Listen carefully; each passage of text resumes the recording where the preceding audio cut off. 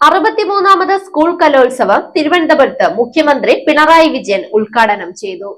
ഇത്തവണത്തെ കലോത്സവം അതിജീവനത്തിന്റെ നേർസാക്ഷ്യമെന്ന് മുഖ്യമന്ത്രി ഉദ്ഘാടന പ്രസംഗമധ്യേ ചൂണ്ടിക്കാട്ടി. കലാമേള നന്മ കൂടി ഉയർത്തുന്നതാകണമെന്നും മുഖ്യമന്ത്രി പറഞ്ഞു. 5 നാൾ നീളുന്ന കൗമാര കലാമേളയിൽ അനന്തപുരി ആവേശശബരിതമാകും. 25 വേദികളിലായി നടക്കുന്ന 249 മത്സരങ്ങളിൽ 10,000-ലേറെ വിദ്യാർത്ഥികൾ മാറ്റുരയ്ക്കും.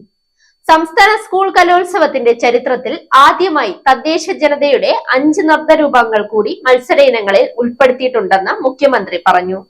വയനാട് ഉരുൾപൊട്ടൽ ദുരന്തത്തെ അതിജീവിച്ച വെള്ളാർമല GSSലെ വിദ്യാർത്ഥികൾ ഉദ്ഘാടന വേദിയിൽ സംഘനൃത്തം അവതരിപ്പിച്ചു.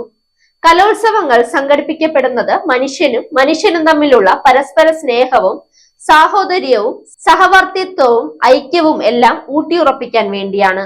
കലാപ്രകടനങ്ങൾക്കുള്ള വേദിയായിരിക്കുമ്പോൾ തന്നെ അത്തരം കാഴ്ചപ്പാടുകൾക്ക് കൂടി ഇവിടെ പ്രാധാന്യം കൈവരണം.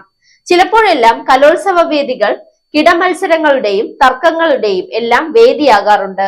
അതുണ്ടാവാതെ ഇരിക്കാനും കലാപരമായ കഴിവുകളുടെ പ്രകാശനത്തിനും കൈവരുന്ന അവസരമായി ഇതിനെ കാണാനും എല്ലാവരും ശ്രമിക്കണമെന്ന് അഭ്യർത്ഥിക്കുന്നു എന്ന് പറഞ്ഞാണ് മുഖ്യമന്ത്രി ഉദ്ഘാടന പ്രസംഗം അവസാനിപ്പിച്ചത്.